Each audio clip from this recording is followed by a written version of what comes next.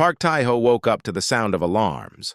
The red light above his bed was flashing, and the ship was making a noise he did not like. He jumped out of bed and ran to the engine room. The atmospheric recycler was broken. Without it, he would run out of clean air in 3 days. Taiho stood there in his underwear, staring at the damaged machine. He was alone on his ship, the Little Hammer, flying through empty space between frontier colonies. The nearest station was 5 days away. He did not have 5 days. He sat down on the cold metal floor and thought. The part he needed was a Class 4 filtration coil. It was rare. It was expensive. He could not buy one in time even if he had the money. But then he remembered something. 3 years ago, he had abandoned his old ship on a small moon called Kappa 7. The Pale Wanderer had broken down badly, and he could not afford to fix it. He had taken what he could carry and left the rest. The filtration coil was still there. Kappa 7 was 2 days away. He could make it. Taiho changed course and began the journey. He had not thought about the Pale Wanderer in a long time. That ship had been his home for 8 years. He had bought it cheap after the border wars ended. Back then, he was young and wanted to get as far away from civilization as possible. The war had changed him. He had seen too much death, too much hate. He wanted to be alone. For 8 years, he flew from station to station, fixing things, hauling cargo, never staying anywhere too long. Then the Pale Wanderer died, and he bought the Little Hammer, and life continued. Simple, quiet, lonely. 2 days later, Taiho brought his ship down through the brown clouds of Kappa 7. The moon was ugly, the air was poison. The ground was covered in alkaline dust that could eat through metal over time. Nobody lived here. Nobody wanted to. He landed near a deep canyon and put on his environment suit. The Pale Wanderer was where he had left it, sitting at the bottom of the canyon like a dead whale. But something was wrong. As he walked closer, his scanner showed heat signatures inside the ship. The emergency lights were on. Someone had turned on the backup generator. Taiho pulled out his pistol. He had not used it in years, but he still knew how. Slowly, carefully, he approached the cargo bay door. It was open. He stepped inside. The ship was different. Strange things covered the walls. They looked organic, like the inside of a living creature. Soft blue lights grew from the ceiling, mixing with the red emergency lights. It smelled different, too. Not bad, but alien. Wrong. Taiho moved through the corridors he knew so well. Every room had been changed. Whoever was living here had made it their own. He found containers of food, strange tools, clothes made from materials he did not recognize. Someone had been here for a long time. He reached the engine room. The door was half open. He pushed it slowly with his pistol raised. She was there. At first, Taiho could not understand what he was seeing. She was shaped like a human woman, but she was not human. Her skin was the color of copper, smooth and slightly shiny. She had 4 fingers on each hand instead of 5. Her eyes were large and dark, and they reflected his flashlight like a cat's eyes. She was thin, too thin. He could see her ribs through her torn clothing. When she saw him, she screamed. It was a high, sharp sound that hurt his ears. She fell backward, knocking over tools and equipment. She crawled away from him, trying to hide behind the big engine in the center of the room. Her whole body was shaking. Taiho did not move. He had heard stories about aliens like her. The Vela. Humanity had fought a war against them 15 years ago. It was a short war, but a bloody one. Both sides had done terrible things. Then there was a ceasefire, and the Vela went back to their territory, and that was the end of it. Taiho had never seen one in person. The stories said they were dangerous, aggressive, cruel. They said the Vela wanted to conquer humanity, to take human worlds, to destroy everything humans had built. Taiho had believed those stories during the war. He had hated the Vela just like everyone else, but this woman was not attacking him. She was not being aggressive. She was hiding behind an engine, crying, shaking with fear. She looked at him like he was a monster who had come to kill her. Taiho looked at her more carefully. He saw scars on her arms, old ones and new ones. He saw how thin she was, how weak. He saw the broken device in her hands. It looked like a translator, but the screen was dark. She could not understand him, and he could not understand her. How long had she been here? Alone on this dead moon, living in his abandoned ship, surviving on whatever she could find. He thought about his own loneliness, his years of flying alone through empty space. It had been his choice. She did not have a choice. Slowly, Taiho lowered his pistol. He put it back in his belt. Then he raised his empty hands so she could see them. He took a step back, giving her more space. The alien woman did not stop shaking. She watched him with those big, dark eyes, waiting for him to hurt her. Taiho did not know what to do. He had come here for a part, that was all. Get the filtration coil, fix his ship, go back to his life. This woman was not his problem. She was Valen, the enemy. If he reported her to the authorities, he might even get a reward. But he could not stop looking at her eyes. They were filled with terror, with hopelessness, with the look of someone who had given up a long time ago. Taiho sat down on the floor. He moved slowly, keeping his hands visible. Then he reached into his pocket and took out a ration bar. He always carried a few with him. He placed it on the ground between them. The alien woman stared at the food. She stared at him. She did not move. Taiho pushed the ration bar a little closer to her. Then he sat back and waited. Outside, the wind blew alkaline dust against the ship. Inside, a human and an alien sat in silence, separated by years of war and hate and fear, but also connected by something simpler. Two lonely creatures meeting in an empty place, trying to understand each other. The woman moved. Slowly, like a scared animal, she reached for the food. She took it. She ate it so fast she almost choked. When it was gone, she looked at him again. The fear was still there. But now there was something else, too, something like confusion. Taiho did not know what would happen next. He did not know if he was making a mistake. But for now, he stayed where he was. He had nowhere else to be. Taiho did not sleep that night. He sat in the corner of the engine room, watching the alien woman, and she sat behind the engine, watching him. Neither of them moved. Neither of them spoke. The only sounds were the hum of the backup generator and the wind outside. When morning came, Taiho was hungry. He took out another ration bar and ate half of it. Then he put the other half on the ground and pushed it toward the woman. She waited a long time before taking it, but she took it. This became their routine. Taiho would work on removing the filtration coil from the old engine. It was difficult work. The part was deep inside the machine, and he had to be careful not to damage it. While he worked, the woman watched him from her hiding spot. Sometimes she would fall asleep. When she woke up, she would look surprised that he was still there, that he had not hurt her while she slept. On the second day, Taiho tried to talk to her. He pointed at himself and said his name. Then he pointed at her and waited. She did not respond. She just stared at him with those big dark eyes. He tried again, slower this time. He touched his chest and said, "Taiho," very clearly. Then he pointed at her. She understood.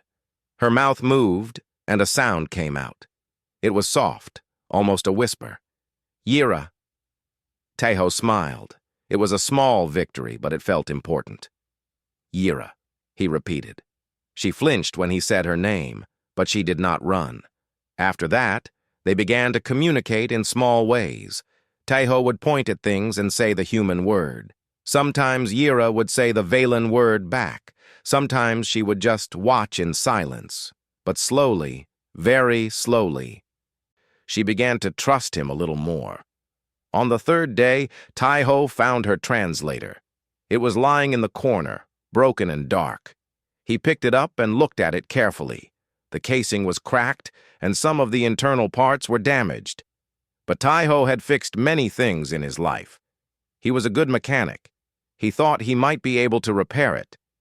He showed the translator to Yira and pointed at his tools. She understood what he wanted to do. For the first time, she came out from behind the engine. She was still scared. Her hands were still shaking.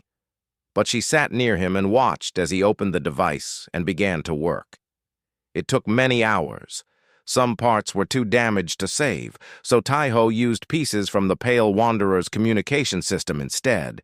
It was not perfect, but it might work. When he finally turned it on, the screen flickered, then it glowed blue. Yira grabbed the device and held it to her chest. She spoke, and strange sounds came from her mouth.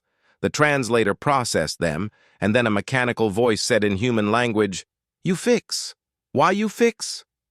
Tai-Ho smiled. The translation was rough, but he could understand it. "Because you need it," he said simply. Yira stared at him. The confusion in her eyes was stronger now. "Human. You are human. Human is enemy. Human kills Vela. Why you not kill?" Tai-Ho thought about his answer carefully. "The war is over," he said. "I don't want to kill anyone." The translator took a moment to process his words. When Yira heard them in her own language, she made a sound that might have been a laugh or might have been a sob. "War over. But hate not over. Human hates Vela. Vela hates human. Always." "I don't hate you," Tai-Ho said. Yira looked at him for a long time. Then she began to talk. The translator struggled with some words, and some sentences did not make sense. But slowly, Tai-Ho understood her story. Yira was not a soldier. She had never wanted to fight anyone. She was an agricultural specialist, someone who knew how to grow food and plants. She had worked on a Velan colony world, far from the war, far from politics. She had a family there, a mother, a sister named Hana, a small house near a river. Then her world changed. After the ceasefire, the Velan government became unstable. Different groups fought for power. Yira's colony became dangerous. Her mother died in the chaos. Her sister went missing. Yira escaped on a transport ship, hoping to find safety somewhere else. But the transport ship was attacked by raiders. Yira did not know who they were. Pirates, maybe. Or soldiers from some faction she did not understand. They killed everyone on the ship. Everyone except Yira, who hid in an escape pod and launched herself into space. She drifted for 3 months. The escape pod had limited food and water. She thought she would die. Then her pod crashed on Kappa 7. She survived the landing, barely. She found the Pale Wanderer and made it her home. That was 2 years ago. 2 years alone on a dead moon. 2 years eating emergency rations and whatever she could make from the ship's broken synthesizer. 2 years waiting to die. "I think," Yira said slowly, "every day I think. Human comes, human kills me. Finally, it is over. But you come, and you give food. I not understand." Tai-Ho did not know what to say. He thought about his own life, his years of running away from everything, his choice to be alone. It had been hard, but it was still a choice. Yira had no choice. She was alone because the universe had taken everything from her. "I'm sorry," he said finally, "for what happened to you, for what my people did in the war, for everything." The translator spoke his words in Velan. Yira listened. Then she began to cry. It was a strange sound, different from human crying. But Tai-Ho understood it. Pain was the same in any language. He sat there with her until she stopped crying. He did not touch her. He did not try to comfort her with words. He just stayed with her so she would not be alone. Later that night, Tai-Ho finished removing the filtration coil. He held it in his hands and looked at it. This small piece of metal was what he came for. Now he could fix his ship and leave, go back to his life. Forget about this moon and the alien woman living on it. He looked at Yira. She was sleeping now, curled up in the corner like a child. She looked so small, so fragile, so tired. Taiho made a decision. Maybe it was stupid. Maybe it would cause him problems. But he knew he could not leave her here. In the morning, he would ask her to come with him. Yira did not understand at first. Taiho pointed at her, then at himself, then up at the sky. He made flying motions with his hands. He pointed at his ship in the distance, but Yira just stared at him with those big dark eyes, not moving. So Taiho spoke slowly into her translator. "Come with me. Leave this place. You cannot stay here forever." The translator made its sounds. Yira listened. Then she shook her head fast, backing away from him. "No, no. Human world, human people. They kill me. Better here, better alone." "You will die here," Taiho said. "The food will run out. The generator will fail. You know this." Yira was silent. She knew he was right. She had known for a long time that her death was coming. She had made peace with it. But now this human was offering her something else, something she had stopped believing in. Hope was a dangerous thing. Hope could hurt more than anything. "Why?" she asked again. "Why you help? What you want?"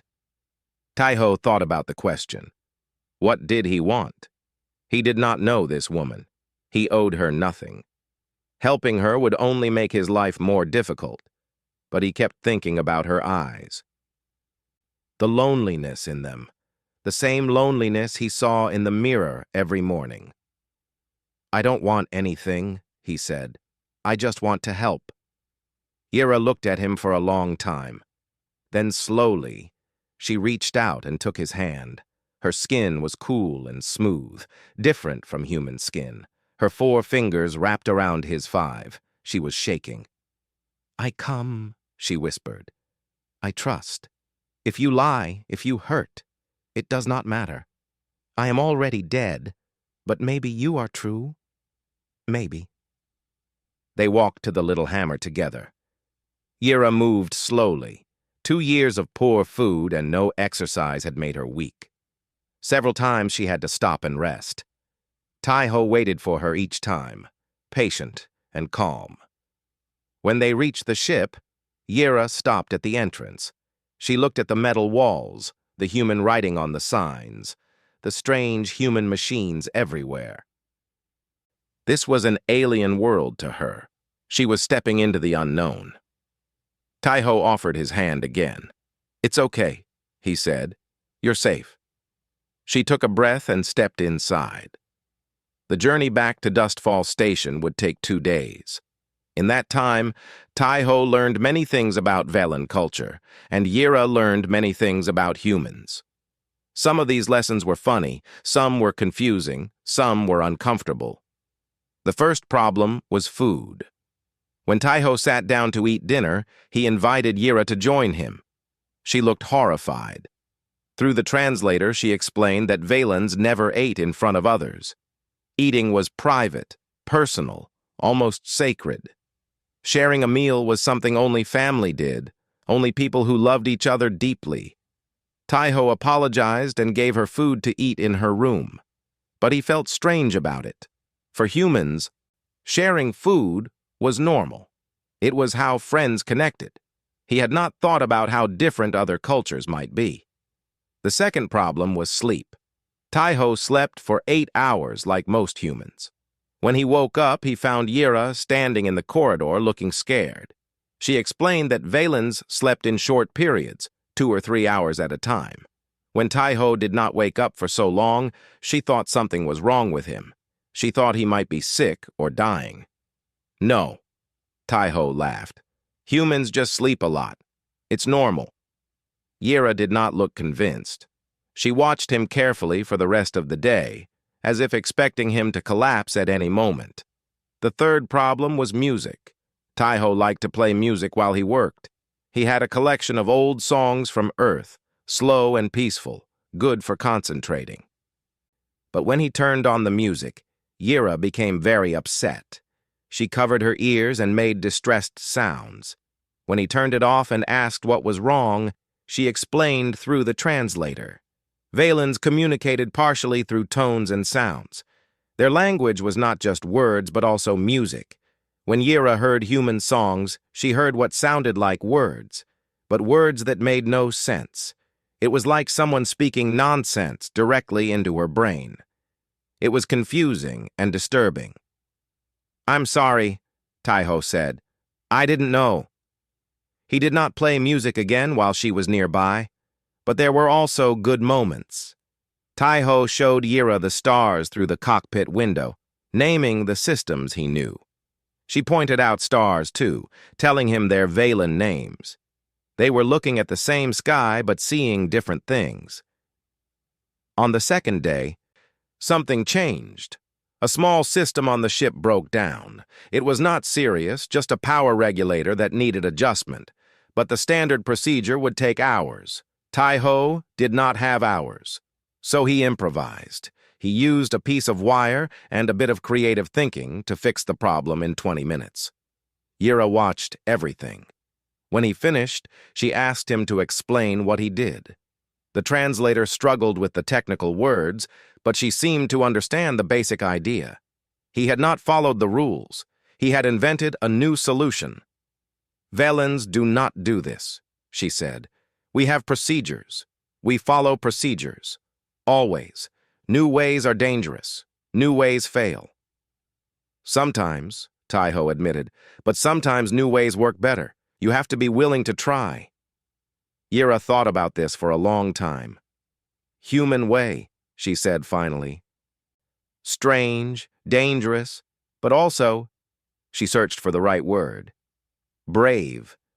Taiho smiled. "Or stupid. Sometimes it's hard to tell the difference." Yira made a sound that might have been a laugh. It was the first time he had heard her laugh. On the last night before reaching Dustfall, Yira came to the cockpit where Taiho was sitting. She sat in the co-pilot seat and looked out at the stars. "I have question," she said. "Important question." "Okay. When we reach human station, what happens? What do I do? Where do I go?" Taiho had been thinking about this too. He did not have good answers. "You can stay with me," he said. "I have a small place, a room you can use. We'll figure out the rest later." "People will be angry," Yira said. "Human people. They will not want Valen there." "Some might be angry," Taiho agreed. "But not everyone, and I won't let anyone hurt you." Yira looked at him. In her eyes, he saw something new, not just fear or confusion, something warmer. "You are strange human," she said. "I know. I'm glad I met you." Taiho did not know what to say to that, so he just nodded and looked out at the stars. Tomorrow they would arrive at Dustfall. Tomorrow the real problems would begin. But tonight, for just a few hours, they could pretend that everything would be okay. Dustfall Station was not a beautiful place.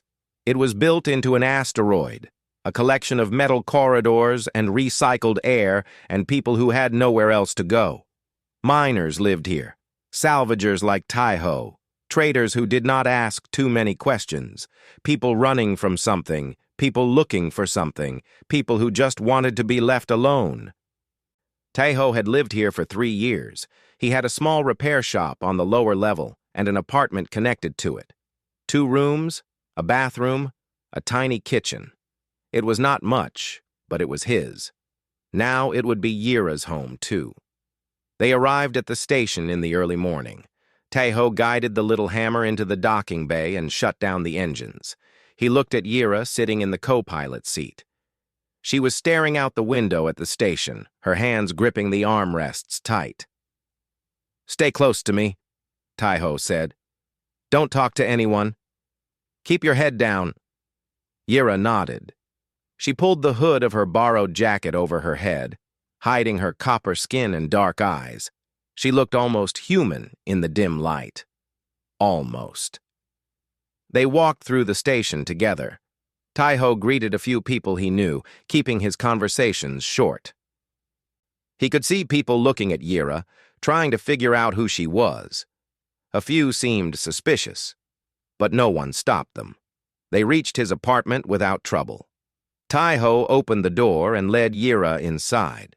She looked around at the small space, the old furniture, the tools scattered on every surface. "Home," Taiho said. "Your room is there." He pointed to a door in the corner. "It's small, but it's private.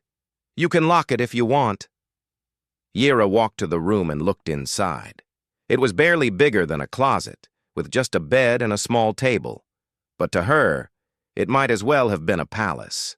After 2 years of living in a dead ship on a dead moon, this was luxury. "Thank you," she said softly. "Thank you, Taiho." For the first few days, Yira stayed inside the apartment. She was too scared to go outside, and Taiho did not push her. He went to work in his shop, fixing broken machines and damaged ships, coming home in the evenings to share meals with her. They had agreed to eat together now. Yira said it was okay.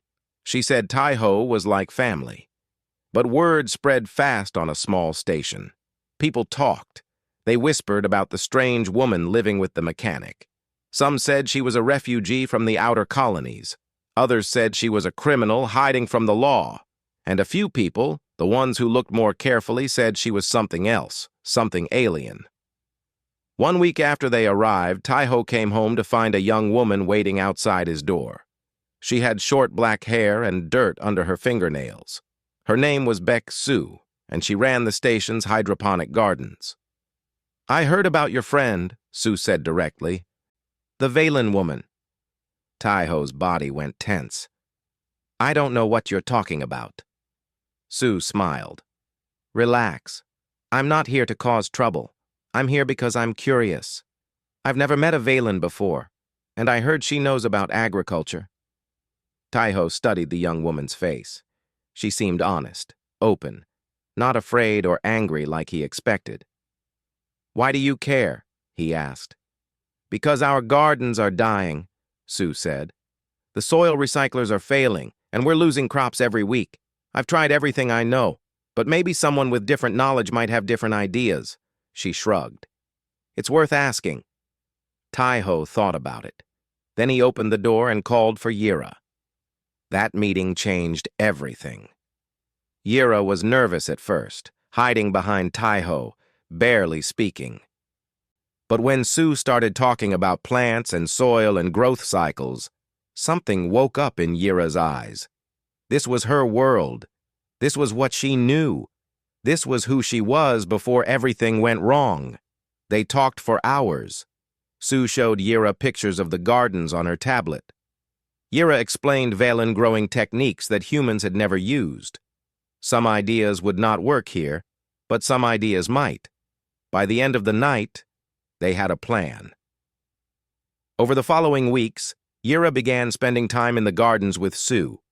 At first, she went late at night when no one else was around, but slowly she started going during the day. She met other workers. Some were scared of her. Some were curious. A few were kind. The gardens began to improve. Yira introduced a new way of arranging the plants that used less water but produced more food. She showed the workers how to make natural fertilizer from waste products. The crops grew stronger. People noticed. Taiho watched all of this with quiet pride. Yira was changing. She smiled more. She laughed more. She was becoming the person she used to be, before the war and the raiders and the years of loneliness. But not everyone was happy. Kang Do-hyun was an old man with a hard face and cold eyes. He had fought in the border wars, and he had never forgiven the Vela for what happened. His son had died in battle. His wife had died from grief. He had nothing left but his hate. When Do-hyun learned that a Valen was living on the station, he was furious. He gathered other veterans, other people who still remembered the war. He talked about security, about danger, about enemies living among them. One evening, Do-hyun approached Taeho outside his shop. 3 other men stood behind him. "You brought her here," Do-hyun said. His voice was quiet but full of poison. "You brought the enemy into our home." "She's not the enemy," Tae-ho replied. "She's a refugee. She never fought anyone." "She's Valen. That's enough."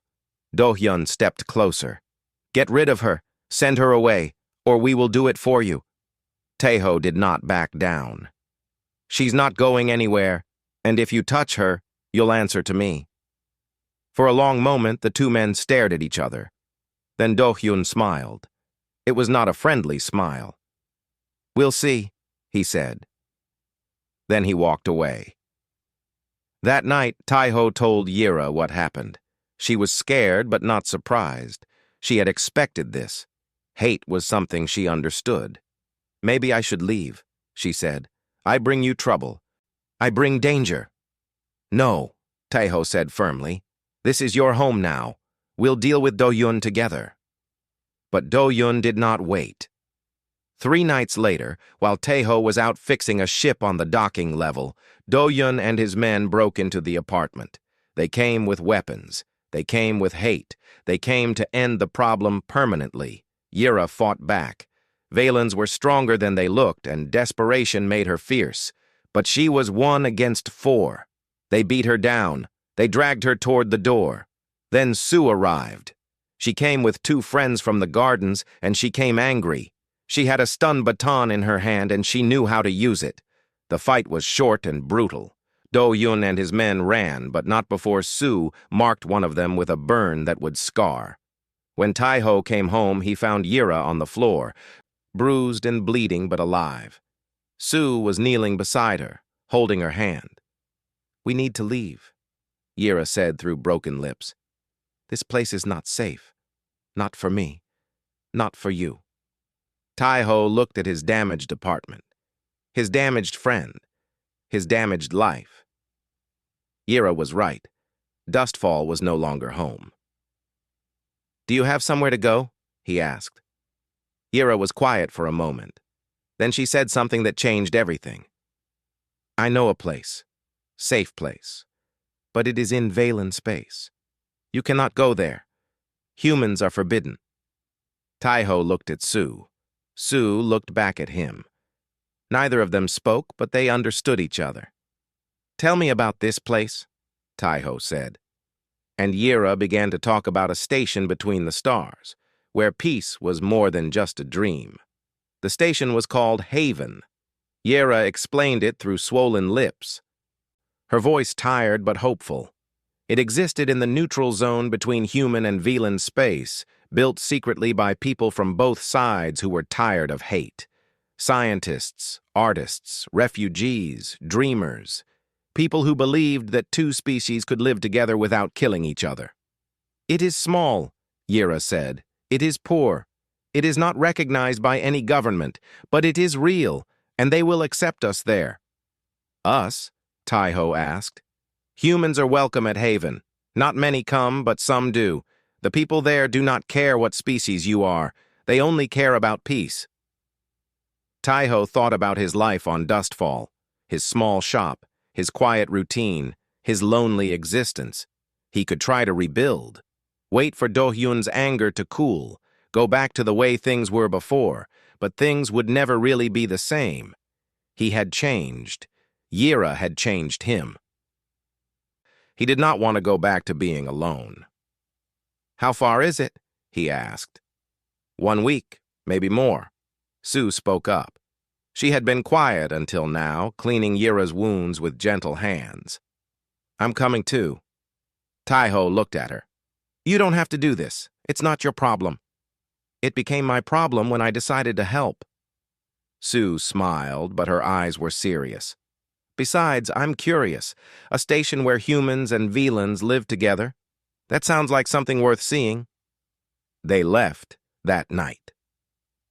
Tae-ho packed what he could carry. Sue left a message for the garden workers, explaining that she would not be back. Yira said goodbye to nothing because she had nothing to say goodbye to.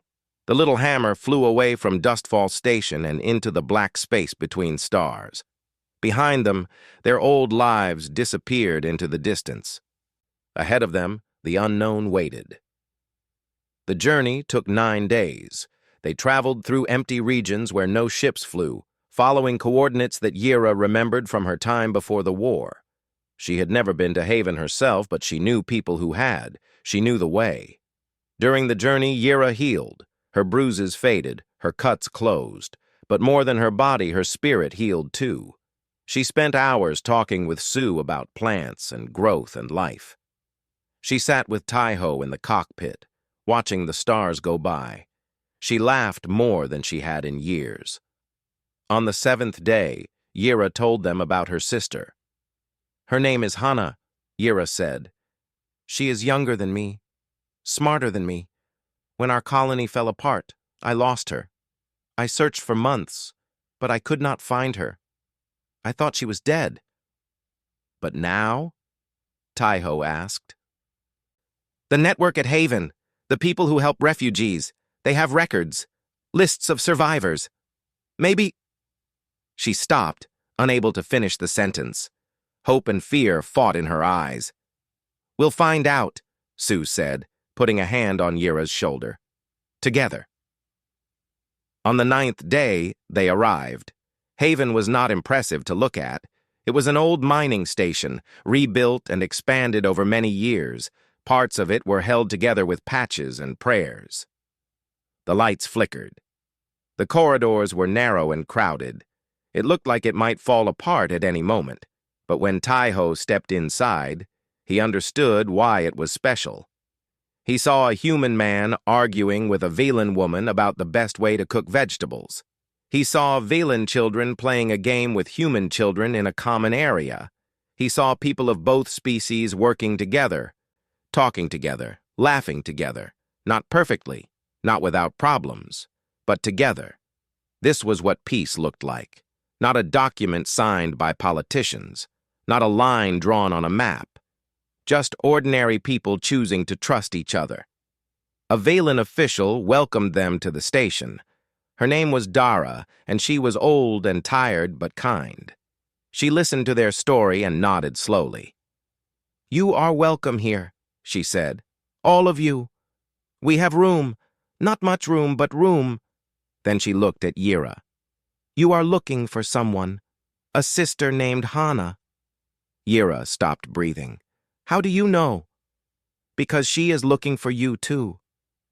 They found each other in a small garden on the lower level. Yira saw her sister standing among the plants, alive and healthy and real. For a moment, neither of them moved. Then Yira ran, and Hana ran, and they crashed together in the middle of the garden, holding each other and crying and saying words that needed no translation. Taiho watched from the doorway. Sue stood beside him, wiping tears from her own eyes. "This is why we came," Sue said softly. "This is what matters." Taiho nodded. He could not speak. Something was stuck in his throat, and he did not try to force it out. 1 month later, life at Haven had found a rhythm. Taiho opened a repair shop in an empty storage room. It was smaller than his old shop, and his tools were limited, but people needed things fixed, and he was good at fixing things. Human traders who visited the station brought him work. Velan residents brought him work. He was busy in a way he had not been in years. Sue joined the garden team, working alongside Velan botanists who knew techniques she had never imagined. She learned something new every day. She taught something new every day. The gardens flourished under their combined care. Yira divided her time between her work and her sister. Hana was recovering from her own years of hardship, and Yira wanted to be there for her. But Yira also had a new role. She had become a bridge between the human newcomers and the Velan community. She translated not just words, but cultures, helping each side understand the other. Haven was not perfect. There were arguments, there were misunderstandings. Sometimes old hate flared up, and people said cruel things. But the community dealt with these problems together. They talked, they listened, they tried to be better. One evening, Taiho was working late in his shop when the door opened.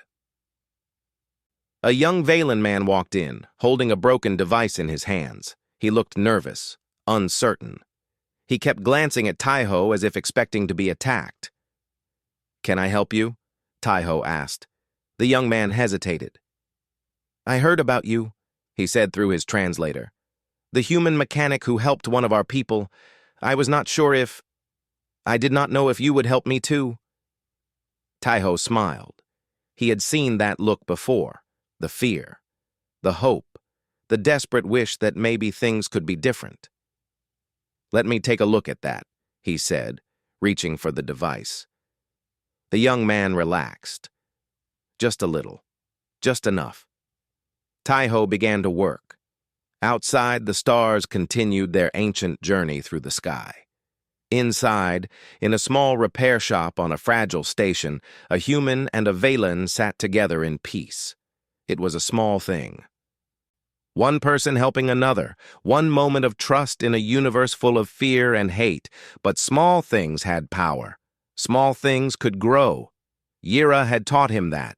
You plant a seed, you give it light, you give it water, you give it time, and eventually something beautiful grows. Taiho did not know what the future would bring. He did not know if peace would last, or if the old wars would return. He did not know if Haven would survive, or if it would be destroyed by those who feared what it represented. But he knew one thing. He was not alone anymore. And that made all the difference. The story was not over. It was just beginning. But for now, in this moment, it was enough. The bridge between stars had been built, one small act of kindness at a time. And somewhere in the darkness, light was growing.